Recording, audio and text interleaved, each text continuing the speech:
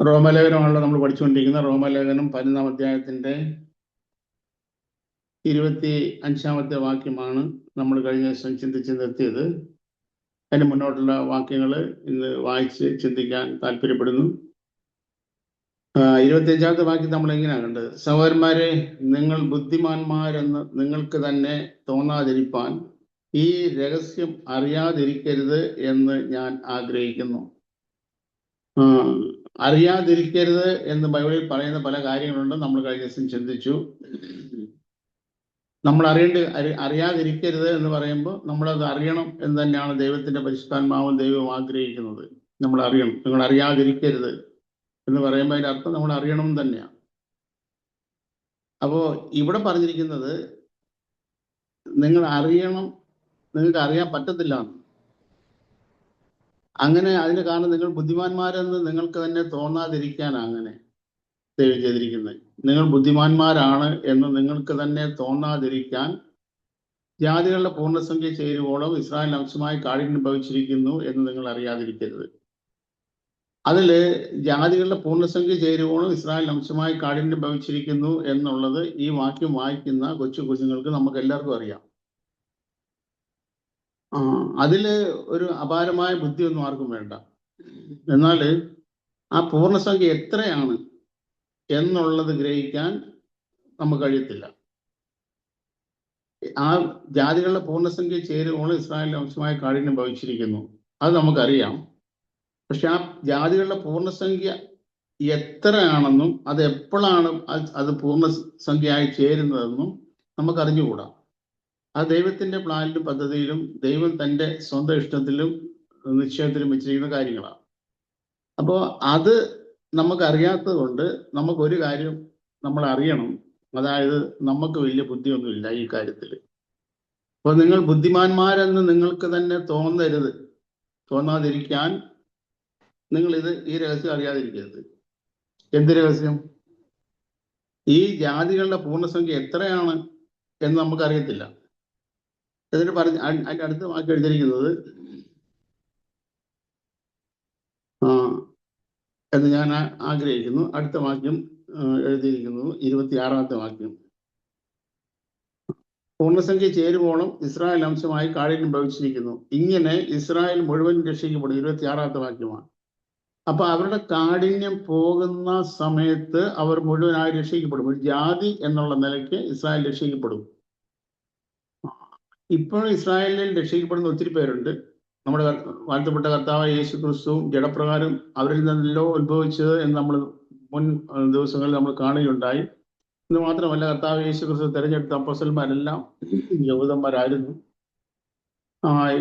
യേശു ക്രിസ്തു പ്രസംഗിച്ചത് മുഴുവനും ഒരു കാര്യം മാത്രം ഒഴിവാക്കിയാൽ ബാക്കിയെല്ലാം ഇസ്രായേൽ തന്നെയായിരുന്നു. യേശു ക്രിസ്തു പ്രസംഗിച്ചതും തനി ശുശ്രൂഷ നിവർത്തിച്ചതും ഇസ്രായേൽ തന്നെയാണ് നമുക്ക് കാണാൻ കഴിയുന്നുണ്ട്. എന്നാൽ ഒരു പ്രാവശ്യം മാത്രം താൻ ആ ഇസ്രായേലിന്റെ അതിന് വിട്ട് ഒരു സ്ത്രീയുടെയും ഒരു കുഞ്ഞിന്റെയും രക്ഷയ്ക്ക് വേണ്ടി യേശു ക്രിസ്തു പോയി എന്നുള്ള സംഭവം നമുക്കറിയാം. അത് വിസ്മരിച്ചുകൊണ്ടല്ല ഇത് പറയുന്നത്. എന്നാൽ യേശു ക്രിസ്തു 70 പേരെ തിരഞ്ഞെടുത്തപ്പോൾ അവരോട് 70 തിരഞ്ഞെടുത്ത് 2 പേരെ വിട്ടപ്പം അവരോട് നിഷ്കർഷിച്ച ഒരു കാര്യം, നിങ്ങൾ ഇസ്രായേലിൽ തന്നെ വേണം, ഇസ്രായേലിൽ കാണാതെ പോയ ആടുകളുടെ അടുക്കിലേക്കല്ലാതെ ജാതികളുടെ അടുക്കിലേക്ക് നിങ്ങൾ പോകരുതെന്നും യേശു ക്രിസ്തു തന്നെ പറഞ്ഞു. ഞാൻ എൻ്റെ പിതാവിനെ അയച്ചിരിക്കുന്ന ഇസ്രായേലിൽ കാണാതെ പോയ ആടുകളുടെ അടുത്തേക്കാണ്, അവർക്ക് വേണ്ടിയാണ് ഞാൻ വന്നിരിക്കുന്നത് എന്നെല്ലാം യേശു ക്രിസ്തു തൻ്റെ പ്രഭാഷണത്തിലും പ്രസംഗത്തിലും ഒക്കെ നമ്മളെ ഓർപ്പിച്ചിട്ടുണ്ട്. തിരുവചനത്തിൽ നമ്മൾ അതാണ് കാണുന്നത്. അപ്പൊ ഇവിടെ നമ്മൾ കാണുന്നത് 26-ാമത്തെ വാക്യത്തില് ഇസ്രായേൽ മുഴുവൻ രക്ഷിക്കപ്പെടും.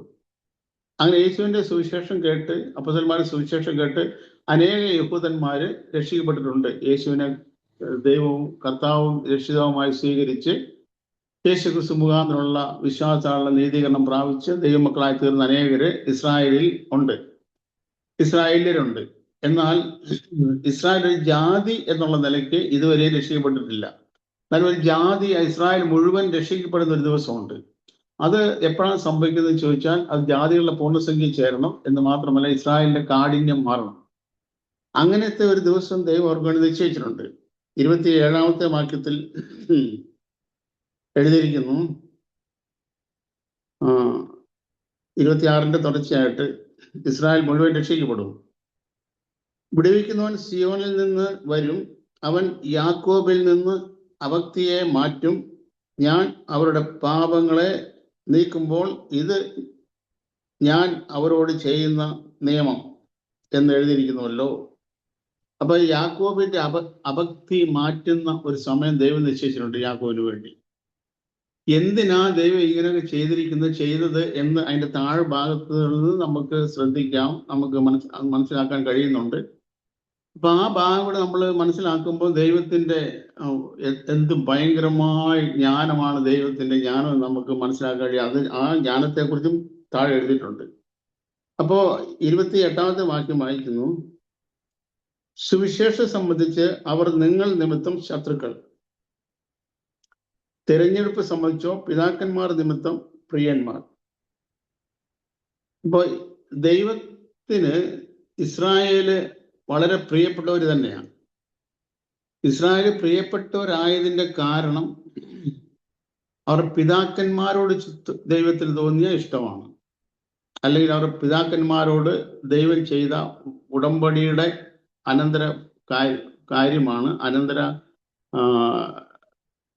കാരണം കൊണ്ടാണ് ഇസ്രായേലിനോടും ദൈവത്തിന് താല്പര്യം തോന്നുന്നത്. ഈ ഇസ്രായേലിനോടുള്ള താല്പര്യമല്ല, നേരെ മറിച്ച് അവരുടെ പിതാക്കന്മാരോട് ദൈവത്തിന് താല്പര്യം തോന്നി. അവരുടെ പിതാക്കന്മാരെ ദൈവം താല്പര്യപ്പെട്ട്, പിതാക്കന്മാരെ നമുക്കറിയില്ല, അബ്രഹാം കൽദയ ദേശമായ ഊരിൽ നിന്ന് ദൈവം അബ്രഹാമിനെ വിളിക്കുന്നു, ദൈവം അബ്രഹാമിൽ പ്രസാദിച്ചു, അബ്രഹാമിനെ ഈ കാര്യങ്ങളൊക്കെ നമുക്കറിയാം.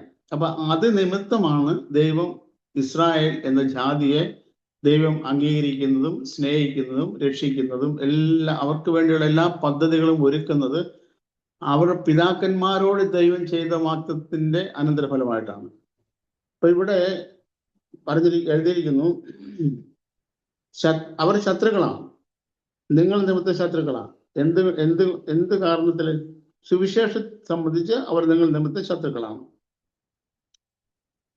എന്നാൽ തെരഞ്ഞെടുപ്പ് സംബന്ധിച്ചോ പിതാക്കന്മാർ നിമിത്തം പ്രിയന്മാർ. അപ്പൊ ദൈവം അബ്രഹാമിനെയും ഇസാക്കിനെയും യാക്കോബിനെയും ഒക്കെ അബ്രഹാമിനെ തെരഞ്ഞെടുത്തു.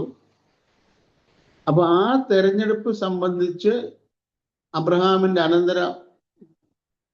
അബ്രഹാമിന്റെ കടിപ്രദേശത്ത് ജനിച്ച എല്ലാ ഇസ്രായേലരും അനുഗ്രഹിക്കപ്പെട്ടവരാണ്. എല്ലാ ഇസ്രായേലും ദൈവത്തിന് പ്രിയരാണ്.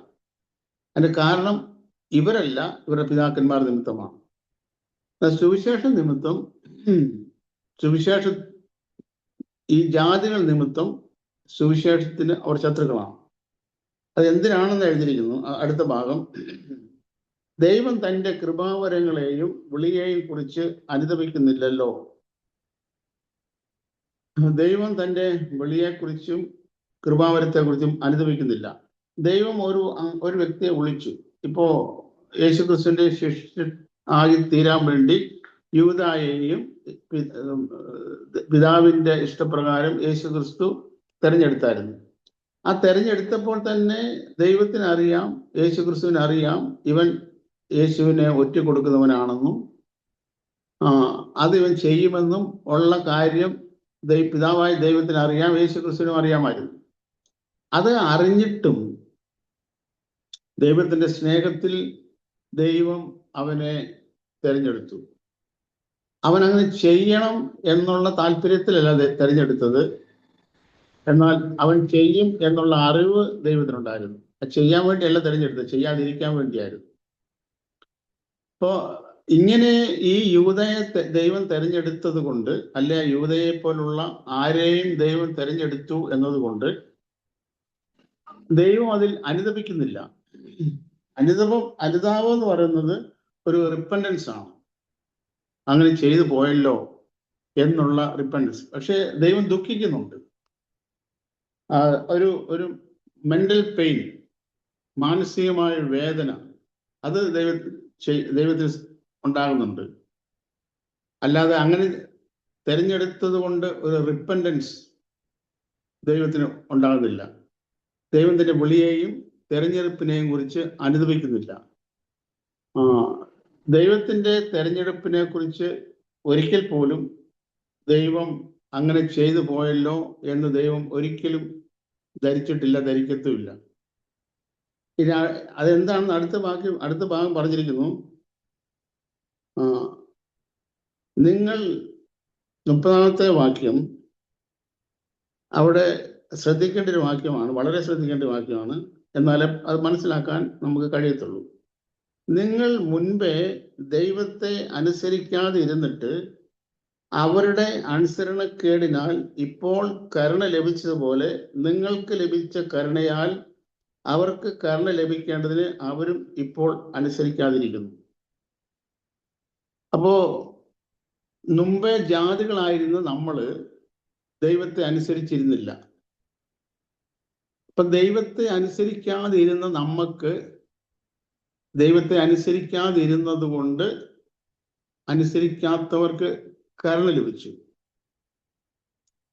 നമുക്ക് പ്രത്യക്ഷത്തിൽ ഒരു വിരോധാഭാസമായിട്ട് തോന്നുന്നത്, അനുസരിക്കാതിരിക്കുന്നവർക്കാണ് കരുണ ആവശ്യമുള്ളത്. ഇപ്പോ ഒരു നിയമം ലംഘിക്കുന്നവനാണോ നിയമം അനുസരിക്കുന്നവനാണോ ഒരു കരുണയുടെ ആവശ്യമുള്ളത് നമ്മൾ ചിന്തിച്ചു നോക്കുക. ഉദാഹരണത്തിന് ഇപ്പോ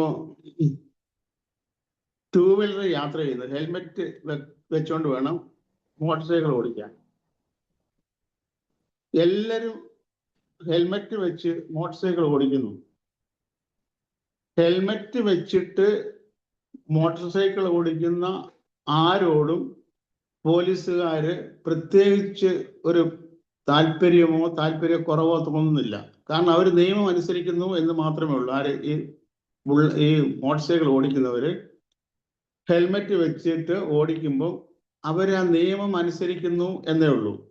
അതുകൊണ്ട് അവരെ പ്രത്യേകമായി ഒരു പരിഗണിക്കേണ്ട കാര്യമൊന്നുമില്ല. എന്നാൽ അങ്ങനെ ഓടിക്കുന്നവരുടെ ഇടയിൽ ഈ ഹെൽമെറ്റ് വെക്കാതെ ഒരുത്തൻ മോട്ടോർ സൈക്കിൾ ഓടിക്കുന്നു. പോലീസിന്റെ ശ്രദ്ധയിൽപ്പെട്ട് പോലീസ് അവനെ പിടിക്കുന്നു. അവന് വളരെ അത്യാവശ്യമായിട്ട്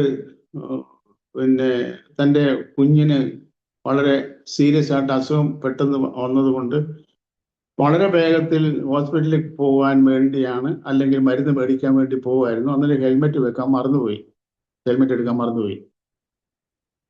പക്ഷേ ഹെൽമെറ്റ് വെക്കണം എന്നുള്ള നിയമം ഉള്ളത് കൊണ്ട് ഹെൽമെറ്റ് വെക്കാതിരുന്നാൽ ഇവന് ശിക്ഷിക്കപ്പെടണം. എന്നാൽ പോലീസിന്റെ കയ്യിൽപ്പെട്ട ഇവനെ സംബന്ധിച്ചിടത്തോളം പോലീസിന് ഇവനോട് കരുണ തോന്നിയാൽ മാത്രമേ ശിക്ഷയിൽ നിന്ന് ഇവന് ഒഴിവ് കിട്ടത്തുള്ളൂ. അപ്പോ കരുണ ലഭിക്കേണ്ടത് അനുസരിക്കുന്നവർക്കല്ല, അനുസരിക്കാതിരിക്കുന്നവർക്ക് കരുണ വേണ്ടത്. അപ്പൊ നമുക്ക് കരുണ ലഭിച്ചതിന്റെ കാരണം നമ്മൾ മുമ്പേ ദൈവത്തെ അനുസരിക്കാതെ ഇരുന്നത് കൊണ്ട് ദൈവം നമ്മോട് കരുണ കാണിച്ചു. അനുസരിക്കാതിരുന്നവർക്ക് ദൈവം കരുണ കാണിച്ചു. അപ്പൊ ദൈവത്തെ കരുണ ലഭിക്കാൻ നാം ദൈവത്തെ അനുസരിക്കാതിരിക്കണം എന്നല്ല. ദൈവത്തിന്റെ കരുണയാകണമെങ്കിൽ, അല്ലെ കരുണയായിട്ട് നമുക്ക് ലഭിക്കണമെങ്കിൽ അനുസരിക്കുന്നവർക്കല്ല, അനുസരിക്കാതിരിക്കുന്നവർക്കാണ് കരുണ വേണ്ടത്. നമ്മൾ ദൈവത്തിന്റെ വചനം പഠിക്കുമ്പോൾ മനസ്സിലാകുന്ന കാര്യം, കരുണയെന്ന് പറയുന്നത് ദൈവത്തെ അനുസരിക്കാത്തവർക്കാണ് കരുണ വേണ്ടത്. എന്നാൽ കൃപ വേണ്ടത് ദൈവത്തെ അനുസരിക്കുന്നവർക്കാണ്. ദൈവത്തെ അനുസരിക്കുന്നവർക്ക് ആണ് കൃപ ആവശ്യമായിരിക്കുന്നത്. ദൈവത്തെ അനുസരിക്കാത്തവരെ സംബന്ധിച്ചിടത്തോളം ദൈവത്തിന്റെ കരുണ അവർക്ക് ആവശ്യമാണ്. അപ്പൊ നമ്മൾ ഇവിടെ 30-ാം വാക്യത്തിൽ പറഞ്ഞിരിക്കുന്നത്, നിങ്ങൾ മുമ്പേ ദൈവത്തെ അനുസരിക്കാതിരുന്നിട്ട് അവരുടെ അനുസരണക്കേടിനാൽ നിങ്ങൾക്ക് കരുണ ലഭിച്ചു. അപ്പൊ ഇപ്പൊ ഇസ്രായേല് ദൈവത്തെ അനുസരിക്കുന്നില്ല. അപ്പൊ അവരുടെ അനുസരണക്കേട് നമുക്ക് കരുണ ലഭിക്കാനിടയായി. അനുസരിക്കാതിരുന്ന നമുക്ക് കരുണ ലഭിക്കാനിടയായി. അതുപോലെ അവർക്കും കരുണ ലഭിക്കണം. നമ്മൾ അനുസരിക്കാതിരുന്നത് കൊണ്ട് കരുണ ലഭിച്ചതുപോലെ അവർക്കും കരുണ ലഭിക്കണം. അവർക്ക് കരുണ ലഭിക്കാൻ ഇപ്പം അവരും ദൈവത്തെ അനുസരിക്കാതിരിക്കുന്നു. ഇപ്പൊ ദൈവത്തെ അവരും ചുരുക്കി പറഞ്ഞ ഇസ്രായേൽ ദൈവത്തെ ഇപ്പോൾ അനുസരിക്കുന്നില്ല. മുമ്പേ നമ്മളും ദൈവത്തെ അനുസരിച്ചിരുന്നില്ല. ഈ രണ്ട് കൂട്ടർക്കും ദൈവത്തിന്റെ കരുണ ലഭിക്കാൻ ഇടയായതിന്റെ കാരണം ഈ രണ്ട് കൂട്ടരും ദൈവത്തെ അനുസരിക്കാതിരുന്നവരാണ്. രണ്ട് കാലഘട്ടത്തിൽ, രണ്ട് സമയത്ത്. അപ്പൊ ഈ അനുസരിക്കാതിരുന്നവരോടും ദൈവം കരുണ കാണിച്ചു, ദൈവം ദയ കാണിച്ചു.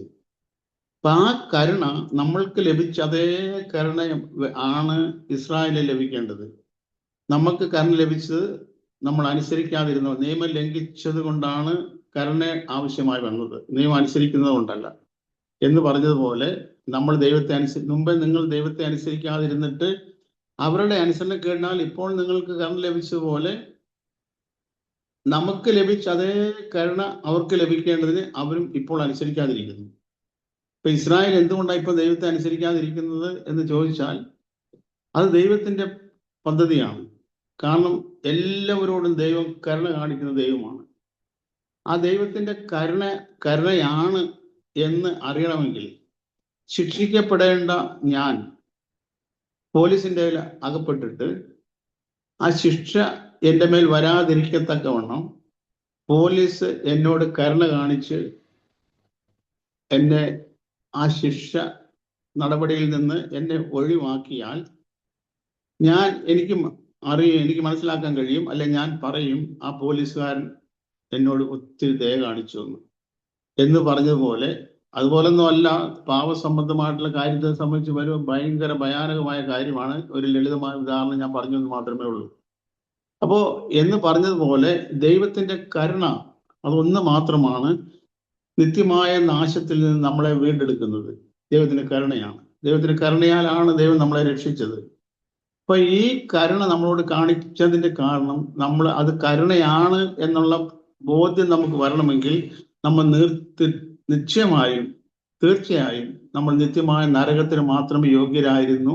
ദൈവത്തിന് മുമ്പിൽ ദൈവത്തെ അനുസരിക്കാത്തവർക്ക് കിട്ടുന്ന ശിക്ഷാവിധി എന്തോ അതിന് മാത്രമേ ഞാൻ യോഗ്യനായിരുന്നുള്ളൂ എന്നുള്ള ബോധ്യം എനിക്ക് ഉണ്ടാകുകയും ആ ദൈവത്തെ അനുസരിക്കാതിരുന്ന ശിക്ഷാവിധിയിൽ നിന്ന് ദൈവത്തിന്റെ കരുണയാൽ ദൈവം എന്നെ വിടുവിക്കുകയും ചെയ്യുമ്പോൾ മാത്രമാണ് ദൈവത്തിന്റെ കരുണ, സ്നേഹം അത് എത്ര വലുതാണെന്ന് എനിക്ക് ഗ്രഹിക്കാൻ കഴിയത്തുള്ളൂ. അപ്പൊ അങ്ങനെ ദൈവത്തിന്റെ കരുണ നമുക്ക് ലഭിച്ചു. അവർക്കും അതേ കരുണ ലഭിക്കാൻ അവരും ഇപ്പോൾ അനുസരിക്കാതിരിക്കുന്നു. അടുത്ത വാക്യം എഴുതിയിരിക്കുന്നു, 32ാമത്തെ വാക്യം.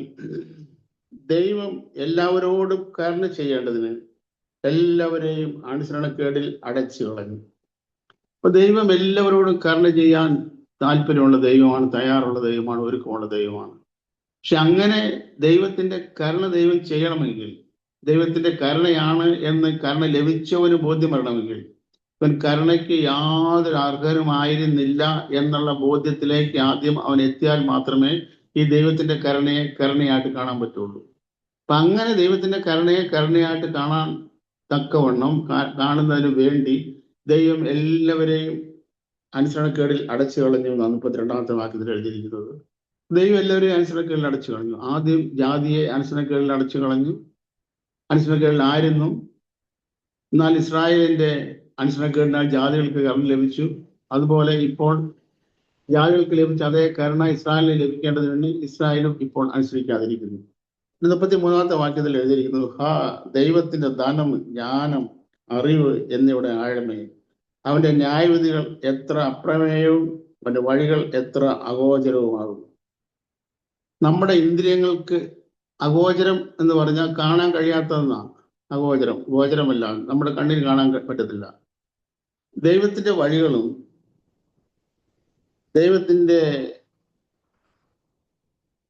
മനുഷ്യന്റെ ഇന്ദ്രിയങ്ങൾ കൊണ്ട് ദൈവത്തിന്റെ വഴികളെയോ ദൈവത്തിന്റെ കാര്യപരിപാടികളെയോ ഒരു മനുഷ്യനും മനസ്സിലാക്കാൻ കഴിയത്തില്ല.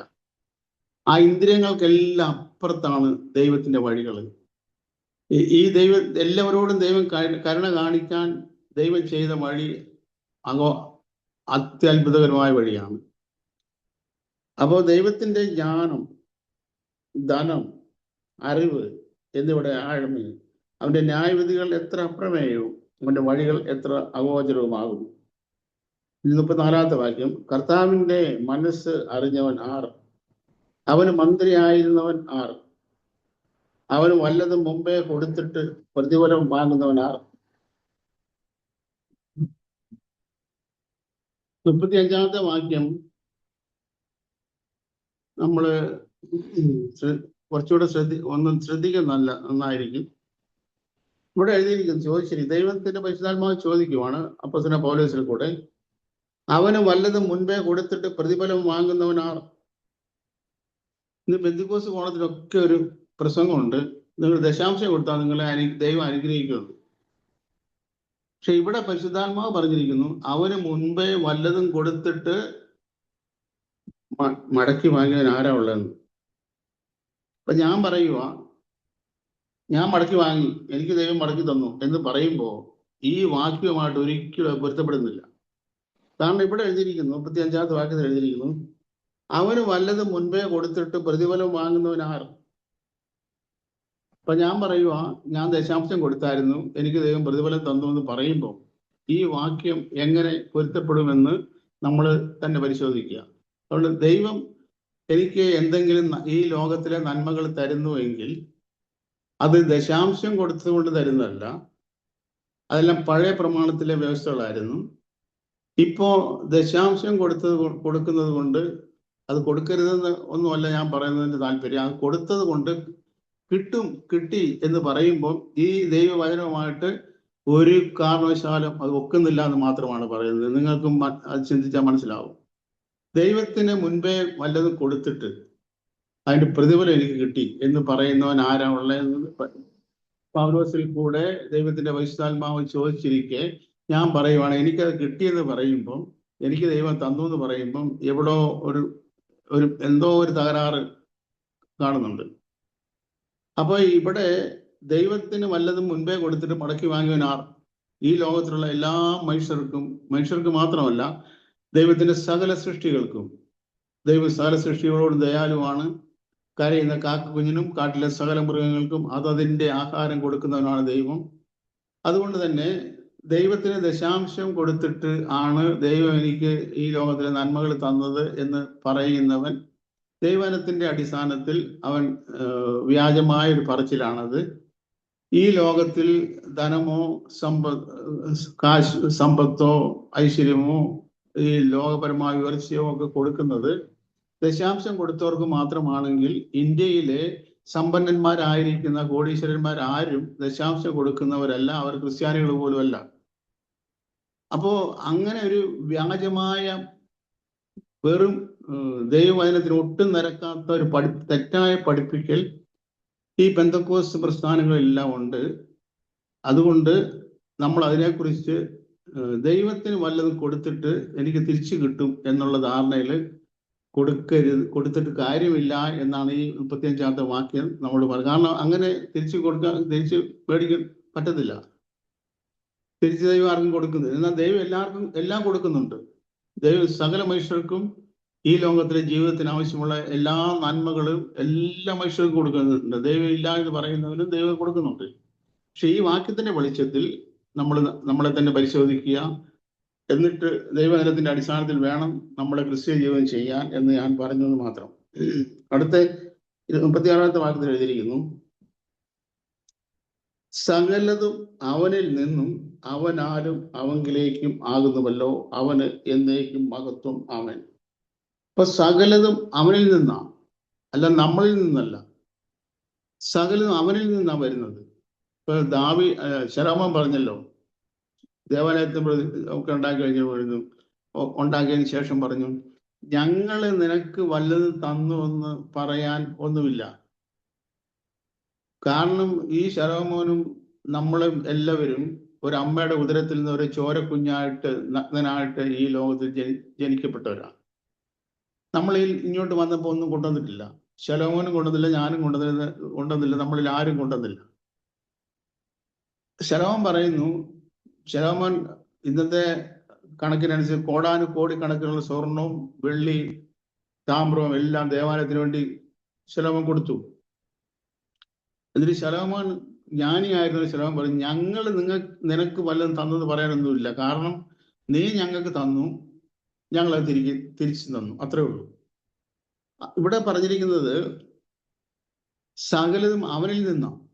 നമുക്ക് എന്തെങ്കിലും കിട്ടുന്നുണ്ടെങ്കിൽ അതിന്റെ കാര്യം ദൈവം തന്നെയാണ്, അല്ല നമ്മളല്ല. നമ്മൾ കൊടുത്തത് കൊണ്ട് നമുക്ക് തരുന്നതല്ല, കിട്ടുന്നതല്ല.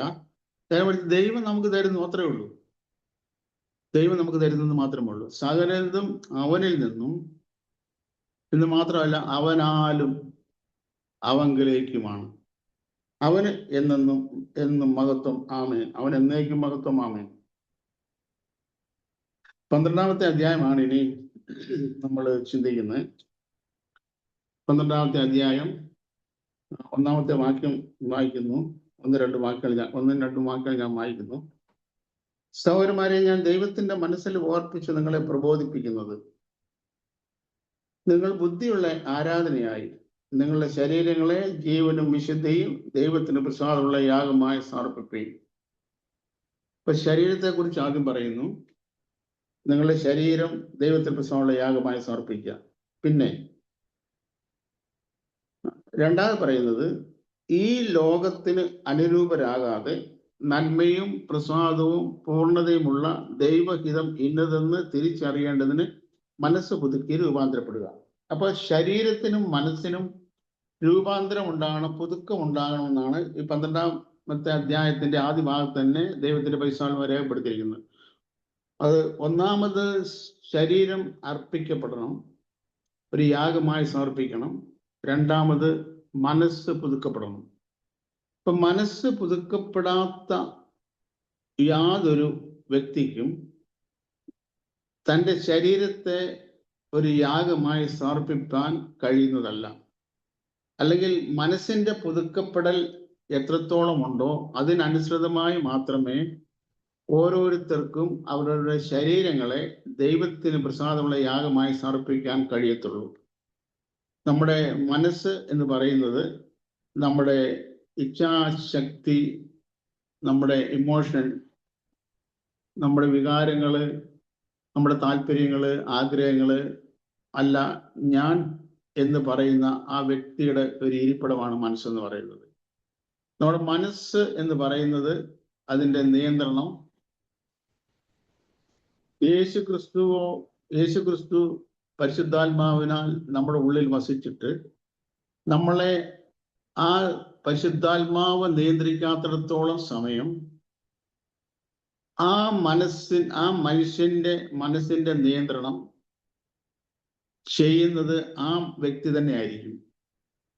അപ്പൊ അങ്ങനെ സ്വയം നിയന്ത്രണത്തിൽ ജീവിക്കുന്ന ഓരോ വ്യക്തികളുടെയും മനസ്സിന്റെ പ്രവർത്തനം ആ വ്യക്തിയെ ആശ്രയിച്ച് ഇരിക്കുന്നതായിരിക്കും. അപ്പൊ മനസ്സ് പുതുക്കപ്പെടാത്ത ഒരു മനുഷ്യന് പോലും ദൈവത്തിന് പ്രസാദമുള്ള ഒരു യാഗമായി സമർപ്പിക്കാൻ കഴിയത്തില്ല. അതുകൊണ്ട് തന്നെ ഒരു ആരാധന കഴിക്കാൻ പറ്റത്തില്ല. നമ്മൾ തെറ്റായി പറയുന്ന ഇവിടെ പോയല്ലോ,